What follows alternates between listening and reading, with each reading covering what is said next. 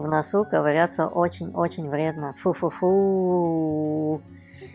Мы продолжаем читать нашу книгу «Башня с воспоминаниями». Фу. Остановились мы на 23 главе. Фотография. Глава 23. Фотография. Нэнси обвела взглядом зубчатую ограду тюрьмы.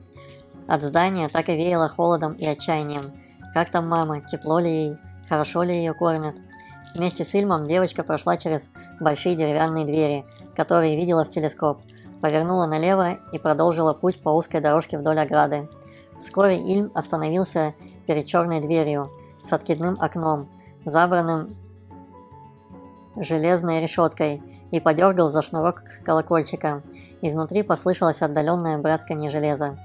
Через пару минут окно открылось внутрь, и через решетку выглянула женщина. «Здравствуй, Ильм. Я ждала тебя только завтра с мясом. Подожди, сейчас откроем». Раздался лязг поворачиваемого в замочной скважине ключа и отодвигаемого засова. Дверь открылась, и женщина вытерла руки, испачканные кроваво-красными полосами, а фартук. Заметив испуганный взгляд Нэнси, она хрипло рассмеялась. «Я варила для узников требуху». Нэнси затошнила. Мама ненавидела требуху. Говорила, что ей плохо от одной только мысли о ней. «Хочу попросить об одолжении, Элиза», — сказал Ильм. «Об одолжении? Конечно, милок. Все что угодно для моего дорогого крестника. Ты всегда приносишь мне лучший товар от мясника и из рыбной лавки». Нэнси удивленно заморгала. «Ильм, крестник Элизы?» Мальчик прочистил горло. «Моей подруге нужно передать записку узнице и получить ответ. Поможете нам?» Элиза угрюмо сморщилась, вышла за порог и осмотрела улочку в обоих направлениях. «Записку узницы?» – сдавленным шепотом произнесла она. «Ильм, ты в своем уме?» «Полагаю, что пока да», – спокойно ответил Ильм. Повариха пронзительно засмеялась и покачала головой. «Прошу вас, Элиза», – проговорил мальчик, делая шаг вперед. «Это очень важно». Женщина хотела что-то сказать, но только покачала головой. «Сейчас невозможно», – пробормотала она, немного погодя. «Если меня поймают, я лишусь места или того хуже. Я готовлю еду для узников, и поверь мне, не собираюсь сама хлебать это варево». «Пожалуйста», – тихо попросила Нэнси. «Та женщина не совершала преступления, в котором ее обвиняют, и мне необходимо выяснить, что произошло». «А в чем ее обвиняют?» – поинтересовалась Элиза. «В поджоге», – едва слышно произнесла Нэнси, снова ужасаясь от этой мысли. «Серьезное обвинение», – широко раскрыв глаза, ответила Элиза.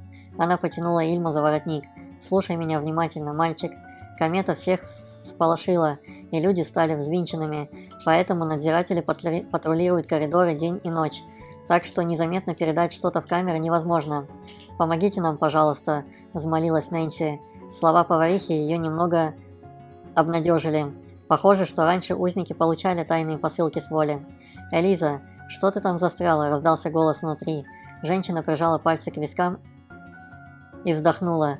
«Приходите со своим письмом в 11 вечера, а завтра я жду от тебя хороший кусок телятины». Она сурово ткнула Ильма в грудь, но глаза у нее были добрые.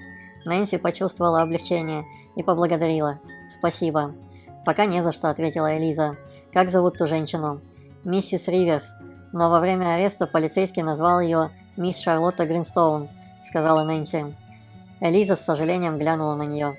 «Твоя подруга из семьи Гринстоун?» Нэнси кивнула и задержала дыхание. Если Элиза знает о плохой репутации дедушки в городе, она может отказаться помогать. «Элиза, где тебя носит? Требуха уже вся выварилась», – снова послышался изнутри сварливый голос. «Значит, в 11 и не опаздывайте», – прошептала повариха. Быстро повернулась и захлопнула дверь у детей перед носом. Когда Нэнси и Ильм шли от тюрьмы в город, Нэнси увидела дом с башенкой, возносившийся над остальными крышами и над всеми окрестностями. Из обсерватории открывался отличный вид на тюрьму. Если мама и дедушка наблюдали за тюрьмой и посещали ее, было ли простым совпадением, что мама оказалась запертой там? От таких мыслей у девочки разболелась голова. Даже если ей удастся передать матери записку, все равно она не может повлиять на решение суда. Вероятно, настало время прибегнуть к помощи профессионала. «Думаю, мне нужно поговорить с отцом», – несчастным голосом произнесла она. «Он будет потрясен, это уж точно», – ответил Ильм. «Подожди до завтра, может, ты получишь ответ от мамы.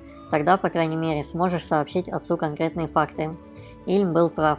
Для отца это станет страшным ударом. Нэнси представила, как добрые папины глаза сужаются от ужаса, голос становится нервным от тревоги. Ильм внезапно остановился и уставился в узкий переулок, который вел к другой улице. «Там дом мэра». Нэнси посмотрела в ту сторону. В голове у нее вспыхнула картина. Мама бросает подожженный платок в почтовый ящик, а отец Ильма наблюдает за этим. Ей внезапно захотелось пройти маршрутом матери, поставить себя на ее место и представить, что увидел галантерейщик. Девочка решительно направилась к переулку. Ильм двинулся за ней. «Что ты задумала?» – с тревогой спросил мальчик. «Просто хочу понять, что именно видел твой отец», – ответила Нэнси. «Тебе не кажется странным, что единственный свидетель – человек, которого мэр полностью подчинил себе?» Ильм насупился и дальше шагал молча. Они вышли на длинную улицу с нежно-розовыми, коричневато-желтыми и белыми домами стена к стене. Ильм указал на угловое здание. «Вот его дом». Нэнси представляла, что мэр Дуглас живет во внушительном особняке с колоннами и роскошной зеленой лужайкой на переднем дворе. Однако белый фахверковый дом был небольшим, симпатичным, но ничем не примечательным. Старинные оконные переплеты слегка покосились от времени. Входная дверь вокруг почтового ящика была опалена. Краска облупилась и запузырилась. Не возникало сомнений, что просунуть горящий платок в щель этого ящика невозможно. Кто бы ни поджег дверь, ущерб был незначительным. По крайней мере, огонь потушили до того, как он начал распространяться.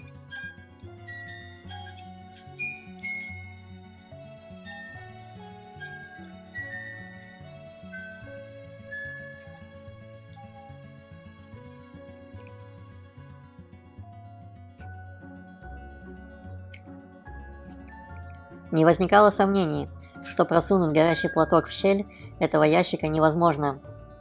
Кто бы ни поджег дверь, ущерб был незначительным. По крайней мере, огонь потушили до того, как начал распространяться. Имущество мэра уцелело. Разглядывая дверь, Нэнси вспомнила, как мэр сказал, что мама получила по заслугам.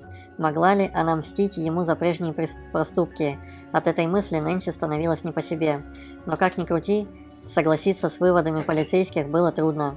«Я не верю, что мама совершила поджог, но я думаю, что у мэра есть веские причины обвинять ее в этом», – убежденно сказала девочка. Ильм почесал нос и искоса взглянул на нее.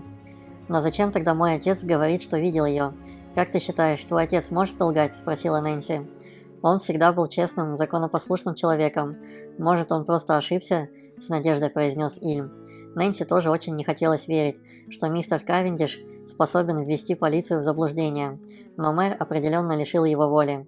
Что если он убедил галантерейщика стать лжесвидетелем? Это само по себе серьезное преступление, и Нэнси не могла представить, с чего бы отцу Ильма соглашаться на такое недостойное предложение, и откуда у мэра мамин платок. Решение этой загадки было сродни попыткам просунуть толстую нить в узкое игольное ушко, требует хорошего зрения и сосредоточенности, тогда как и то, и другое девочке в данный момент изменяло. Но раз уж они здесь, возможно, получится что-нибудь разузнать. «Пойдем», – Нэнси потащила Ильма через дорогу. «Что ты хочешь делать?» – спросил, едва поспевая за ней мальчик. «Красного автомобиля у дома нет. Мэр, наверное, уехал», – сказала Нэнси. «Не обязательно. Иногда папа уезжает на машине один, чтобы заправить ее», – беспокойно ответил Ильм. Но Нэнси уже подошла к дому мэра и, быстро осмотрев тихую улицу, чтобы убедиться, что ее никто не видит, приложила ладони к вискам и вгляделась в окно первого этажа. В гостиной не было ничего необычного. Бархатные кресла, толстые ковры и массивные серебряные подсвечники на каменной полке. Да, снова починила. Пока не знаю, надо подумать. Около окна располагался заполненный бутылками шкафчик с напитками, а на нем стояла фотография в золоченой рамке. Нэнси заморгала от удивления. На снимке оказался дом с башенкой. Около него, держась за руки, молодой человек и девушка в широкой шляпе.